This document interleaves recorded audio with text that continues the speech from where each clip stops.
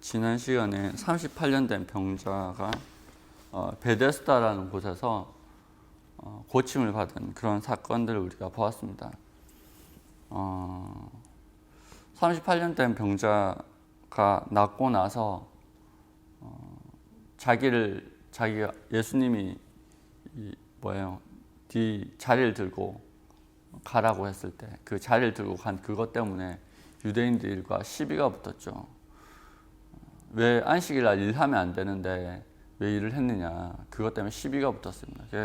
곤란해지자 나중에 예수님께서 그 38년 된 병자에게 찾아오셔서 다시 더 심한 것이 생기지 않게 죄를 범하지 말라고 그렇게 가르쳐 주시고, 그리고 그때 예수님이 어떤 분인지, 자기 병을 고쳐주신 분이 어떤 분인지 알고 그것을 바리새인들, 유대인들에게 이야기한 거죠. 그것 때문에 시비가 또 예수님과 그 유대인들이 시비가 붙습니다. 지난 시간에 이야기한 거는 자기의 이익 때문에 자신의 곤란함을 넘기기 위해서 예수님을 팔아먹는, 파렴치한 거죠. 정말로 은혜를, 원수까지는 아니지만 어쨌든 나쁜 사람입니다. 그래서 지난 시간에 그랬죠.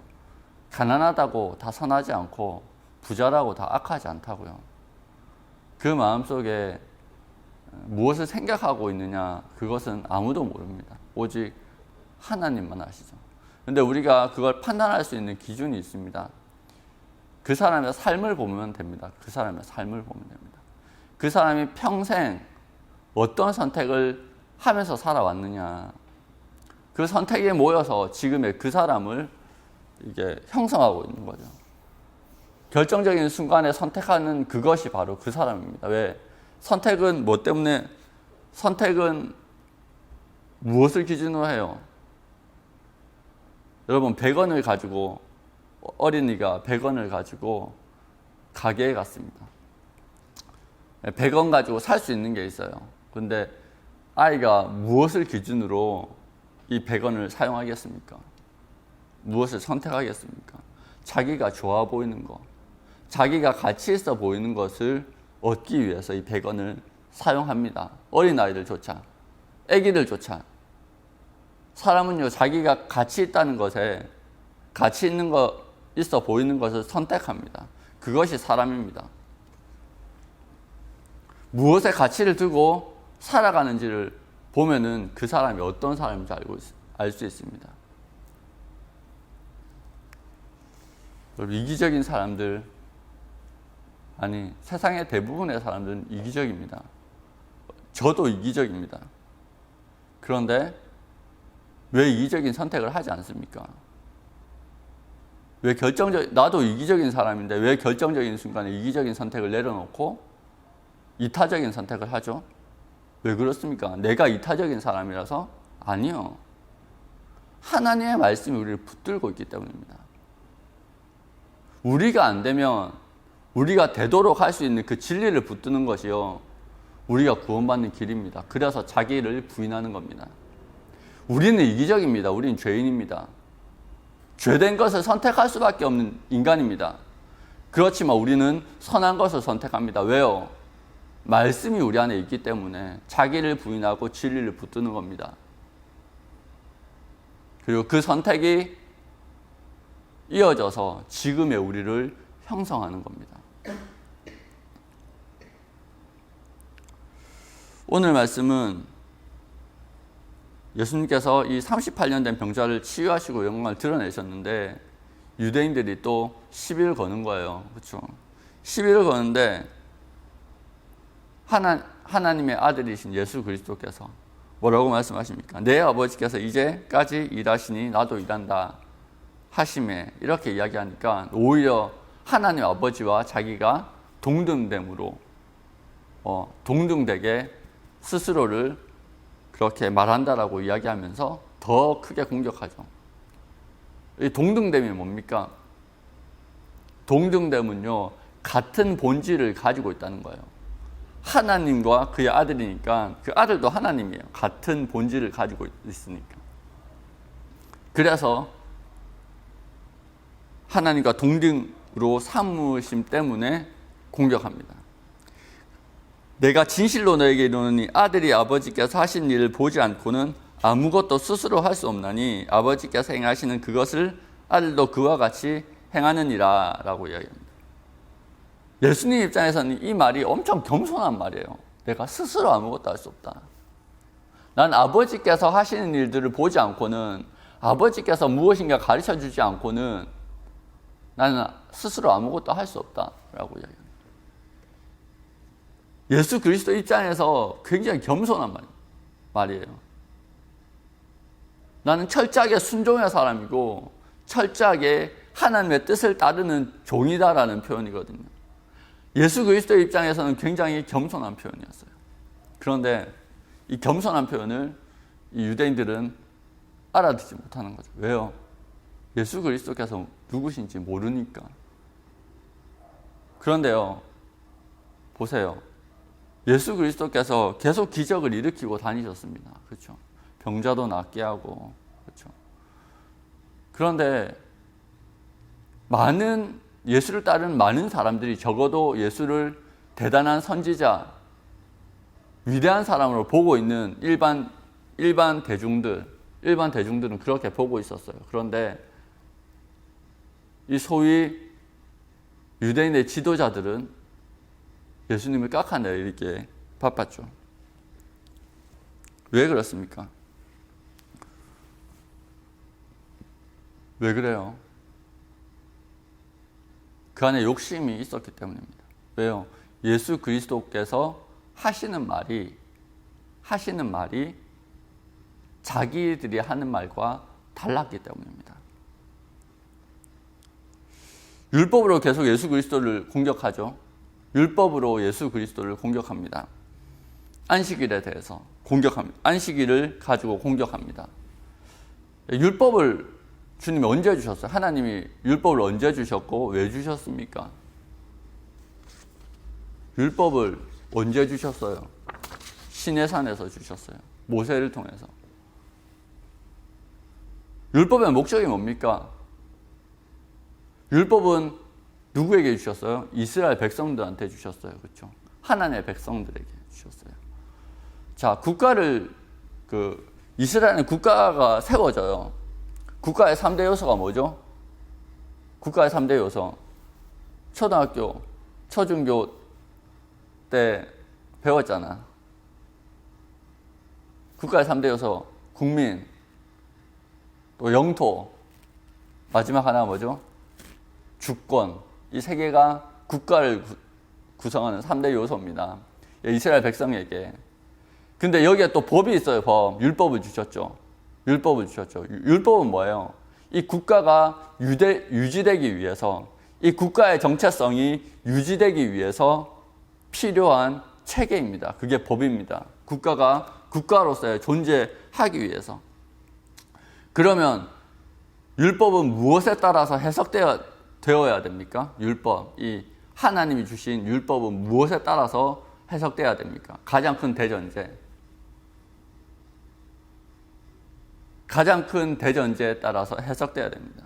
하나님께서 이스라엘을 만드신 목적이 무엇이냐? 이스라엘은 하나님의 장자입니다. 장자. 하나님의 장자, 첫 번째 아들. 그렇다면 이 장자라는 말은 뭡니까? 첫 번째 아들이니까 둘째, 셋째도 있겠죠. 그렇죠? 첫 번째 아들이에요. 이 첫 번째 아들을 통해서 하나님의 복이 온 땅으로 흘러가야 돼요. 하나님께서 그 이스라엘의 시조인 아브라함을 부르실 때 뭐라고 하셨습니까? 너는 복이 될지라. 온 열방이 너를 통해서 복을 받게 될 것이다 라고 약속하고 부르셨어요. 그죠? 그 복이 어디로 간 겁니까? 이스라엘이 상속받은 거예요. 이스라엘 상속받아서 이제 장자 이스라엘 통해서 둘째, 셋째까지 이 복이 흘러가야 돼요. 이 복, 하나님의 다스림, 하나님의 은혜, 하나님의 복이 흘러가야 돼요. 이 구원이 흘러가야 됩니다. 그 대전제를 바탕으로 이 율법이 해석되어져야 돼요. 율법은 그 구원을 목적으로 하나님께서 주신 거였어요. 구원을 목적으로 주신 것이었어요. 안식일의 목적이 뭡니까? 안식일에 왜 안식하라고 하셨죠? 레위기에 보면 그래 나와 있어요. 네 주인인 네가 쉬어야지 너희 집안에 있는 종도 쉬고 여종도 쉬고 가축도 쉬어서 힘을 얻고 예배할 수 있고 묵상할 수 있고 그렇다라고요. 율법은 이야기합니다. 왜요? 비단 나 때문이 아니고 나보다 훨씬 더 못 사는 힘든 사람도 함께 쉬기 위해서, 함께 안식하기 위해서 내가 쉬어야 되는 거예요. 이기적인 목적이 아니라. 누가복음 13장 10절에서 17절을 보면은 나중에 찾아서 읽어보세요. 안식일의 의미에 대해서 예수 그리스도께서 잘 설명하셨습니다. 귀신 들려서 18년 동안 온몸이 꼬부라진 여인이 있었어요. 근데 그 안식일 날 예수님께서 그 여인을 발견하고 고쳐주셨어. 치유해 주셨어요. 이때도 유대인들이 시비를 걸죠. 그런데 주님이 뭐라고 말씀하십니까? 너희도 양들에게 양들이 목마르면 마시우게 하고 또 배가 고프면 먹게 해서 이 양들을 잘 케어하지 않느냐. 그런데 사탄에게 묶여가지고 매여가지고 18년 동안 힘들게 억압받아 살아온 이 여인을 자유케 하고 매임을 풀어주는 것이 이 안식일의 정신에 합당하지 않느냐라고 이야기해요. 뭐예요? 예수님께서 말씀하신 안식일은요, 매인 자를 풀어주는 날이에요. 힘든 자를 고통에서 풀어주는 날이었어요. 안식은 단순히 일을 하지 않는 날이 아니에요. 오히려 고통 가운데 있는 자를 풀어주는 그것이 안식일의 첫 번째 목적. 가장 큰 목적은요, 고통받는 자를 쉬게 하고 안식하게 하는 것. 그게 안식일의 목적이었어요. 단순히 그날은 예식을 하는 날이 아니고 그 안식일은 주님의 은혜 아래서 우리가 회복되는 날이에요. 주일도 마찬가지입니다.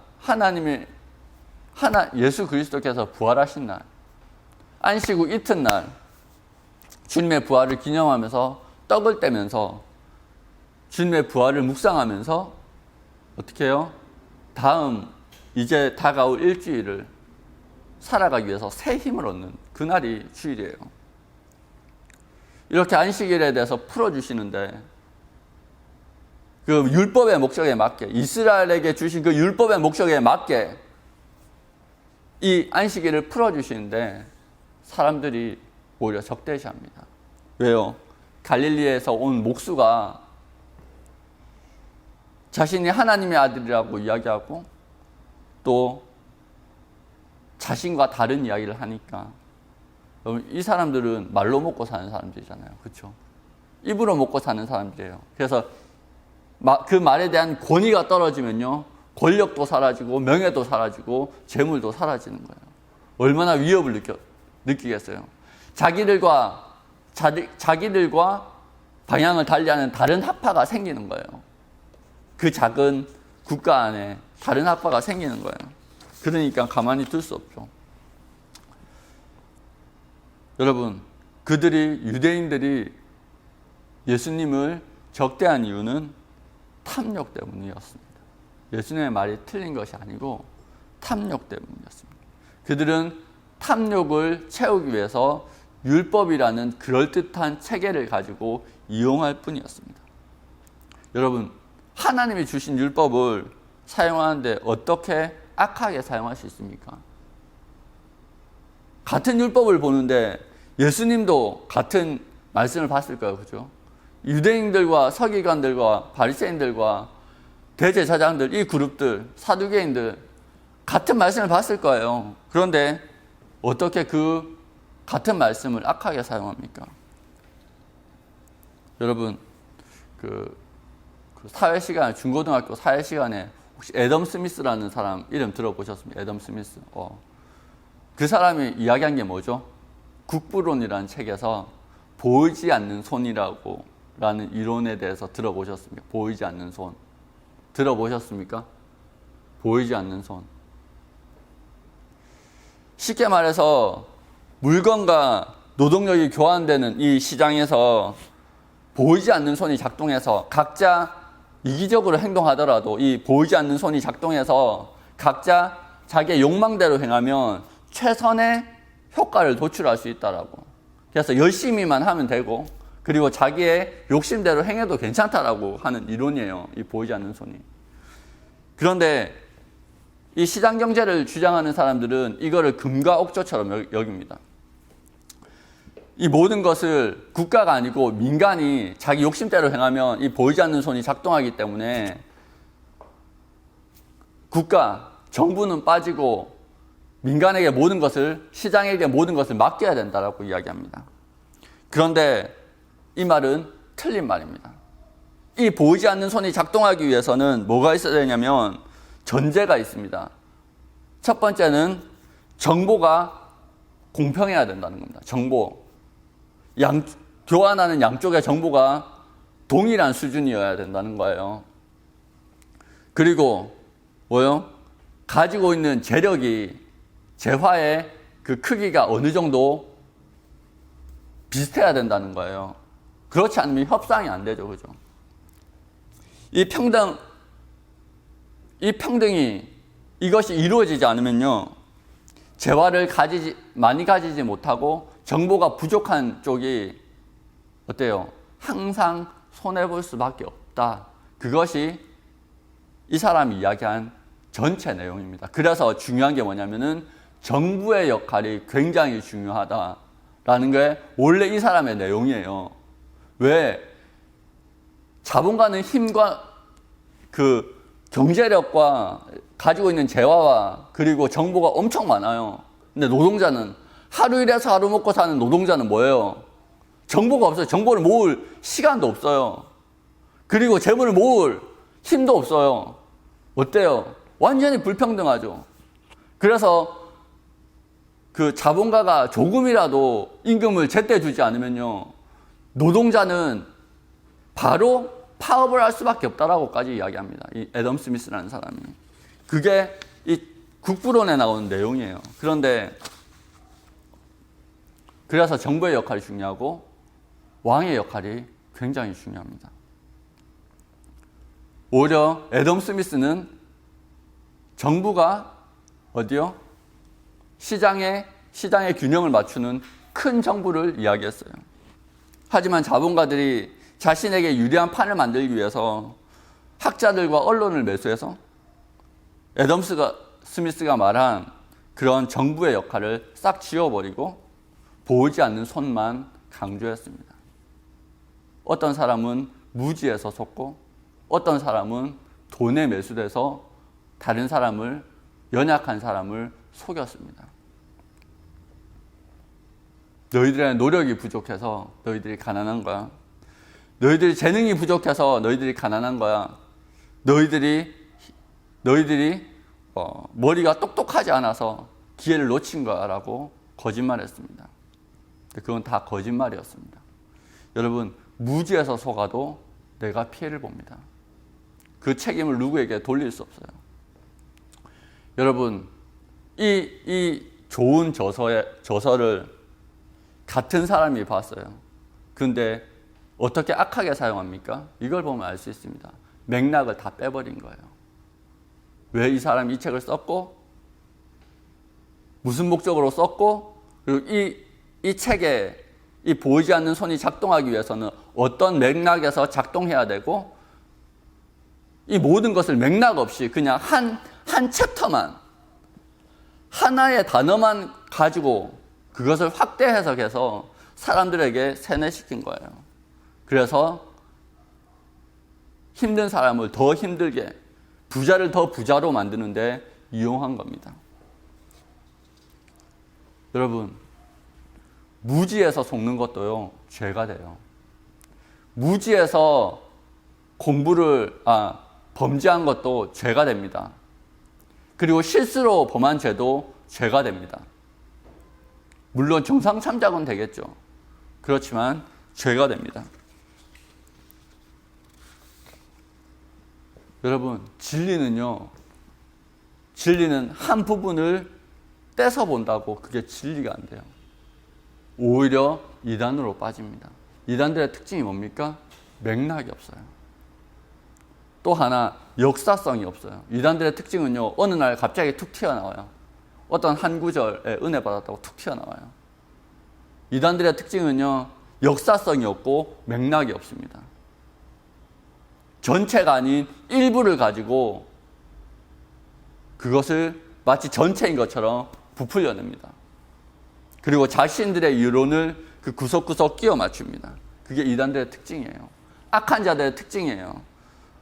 거짓말하는 자들의 특징입니다. 여러분, 우리가 진리를 알기 위해서는 어떻게 해야 되겠습니까? 이 예수님을 공격한 사람들만 나중에 예수님을 십자가에 못 박는데 동참하지 않아요. 이 사람들한테 속은 사람들도 예수 그리스도를 십자가에 같이 못 박습니다. 같은 죄를 짊어지는 거예요. 왜요? 무지해서. 진리를 추구하지 않아서. 여러분, 진리는요, 추구하는 겁니다. 진리는요, 계속 그 가운데 내가 노력해야 되는 겁니다. 진리를 알기 위해서. 예수님은요, 하나님 앞에, 하나님 아버지의 독생자로 하나님의 지혜를 모두 가지고 있었어요.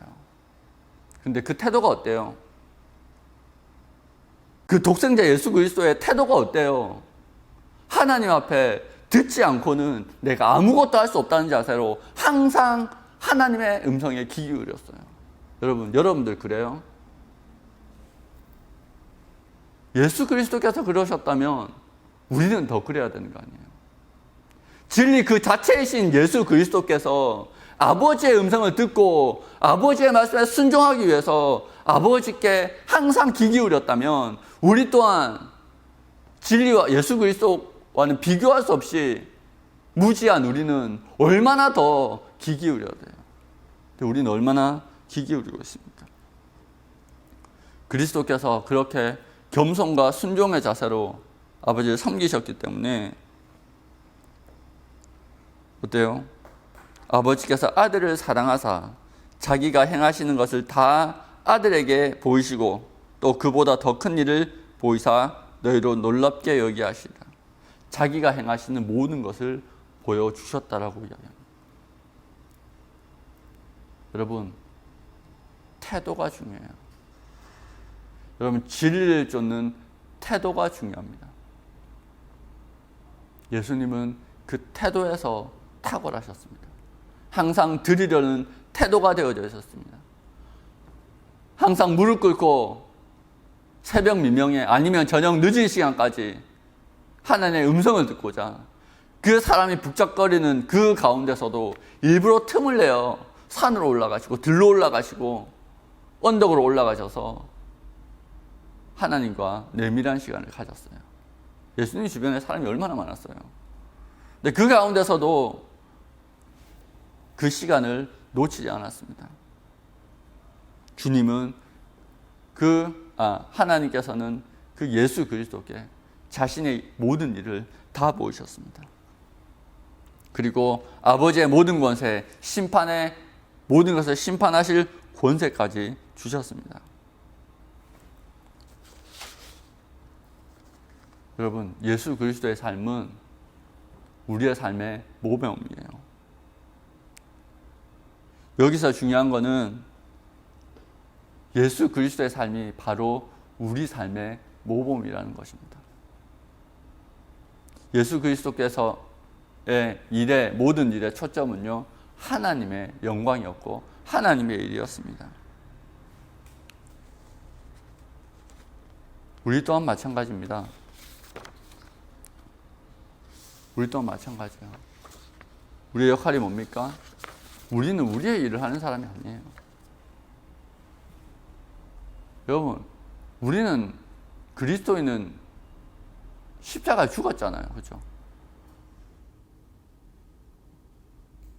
그리스도인은요, 자아가 십자가에 죽은 사람들입니다. 그죠? 그것을 믿음으로 받아들인 사람이에요. 그리고 누구의 일을 해요? 자아의 일을 하는 게 아니고 하나님의 일을 하는 사람입니다. 생명이 바뀐 거예요. 내가 그리스도를 믿기 전에는 내 욕심을 따라서 내 일을 하면서 살아가던 사람이에요.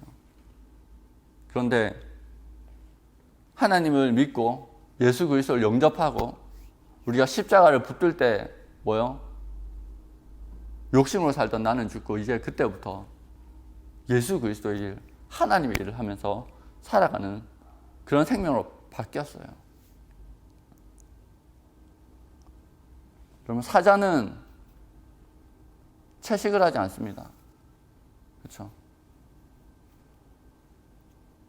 독수리는 하늘에서 사냥을 합니다.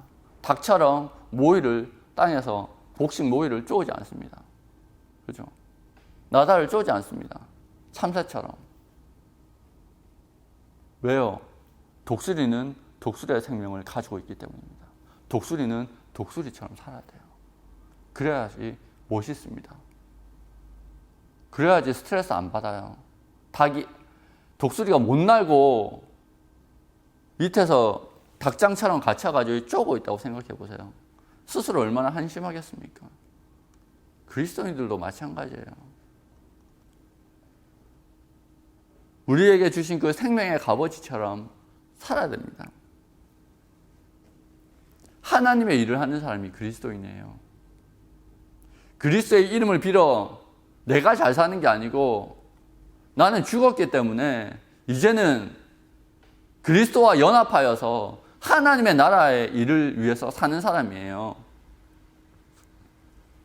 주님처럼 아버지의 일을 보기 위해서 귀 기울이는 사람이에요. 아버지의 일을 보기 위해서 기도하는 사람이에요. 그렇게 귀 기울이는 사람이고 주님의 뜻에 주의하는 사람입니다. 예수님을 하나님께서 인도하셨듯이 순종한 자를 주님이 인도하십니다. 진리로 인도하십니다. 여러분, 내 이익이 우선이 아니라 진리가 무엇인지, 무엇을 하는 것이, 어떻게 사는 것이 진리를 따르는 삶인지 고민해야 됩니다.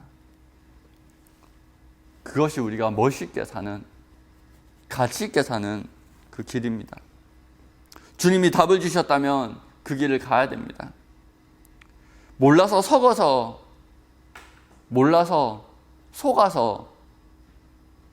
범죄하는 것도 범죄입니다. 정상 참작은 되지만 아까 말한 것처럼 여러분 처벌을 받습니다. 실수로 해도 처벌받습니다. 한동안 뉴스에 났던 그 사고기사 중에 아파트 바깥으로 싸우다가 뭘 던졌는데 밑에 사람이 맞고 다치는 사건들 어쩌다가 일어나죠. 실수예요, 실수. 정상 참작은 돼요. 실수이기 때문에 처벌받습니다. 여러분, 진리를 모른다고 해서 우리의 죄가 사해지는 게 아니에요. 오히려 진리를 모르는 게 죄예요. 왜? 하나님께서 가르쳐 주시고자 하셨는데, 말씀해 주시고자 하셨는데 우리가 무관심한 거예요, 진리에. 왜? 우리의 일에 바빠서, 우리의 욕심에 깨어있고 하나님의 지혜에 깨어있기가 싫은 거예요. 그것 자체가 죄예요. 여러분, 우리를 속이는 많은 사람들이 있습니다. 나빠요. 그런 사람 나빠요. 그런 사람이 우리 되면 안 돼요. 그렇죠? 당연히 안 될 거예요. 그런데 또 하나 우리에게 있어서 정말로 중요한 것이 무엇이냐면 그런 사람들한테 속지 않도록 그런 거짓 진리에 여러분 세상의 학문에서도 그거를 이단 취급합니다. 그걸 철학적으로 뭐냐면 환원주의라고 해요. 환원주의. 환원주의가 뭐냐면 일부를 전체로 확대시켜서 그것을 전체인 것 마냥 이야기하는 걸 환원주의라고 그래요.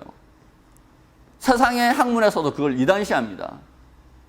여러분 진리의 세계에 들어오면요 그건 더 심해져요. 말씀이 무엇을 이야기하는 우리의 삶 가운데 말씀이 우리를 어디로 이끄시는지 그걸 날마다 묵상해야 돼요. 그래서 날마다 혹시나 잊어버릴까? 여러분, 제가 여러분들보다 성경을 적게 읽었겠습니까? 아니죠. 많이 읽었습니다. 더 많은 것을 알고 있습니다. 그래도 조급해요. 왜? 혹시나 모르는 게 있을까봐 열심히 봅니다. 혹시나 내가 빠져먹은 게 있을까봐, 혹시나 또 다른 뜻이 있을까봐 열심히 봅니다. 왜요? 깨어있기 위해서. 여러분, 진리를 사랑하십시오. 날 향한 주님의 뜻 알아가기 위해서 힘을 내십시오. 시간을 내십시오. 주님이요, 가르쳐줄 준비를 하고 계십니다. 왜? 그분이 선하신 분이니까. 여러분, 그런 주님의 그런 부르심과 말씀하심에 깨어있는 저와 여러분들 되었으면 좋겠습니다. 기도하겠습니다.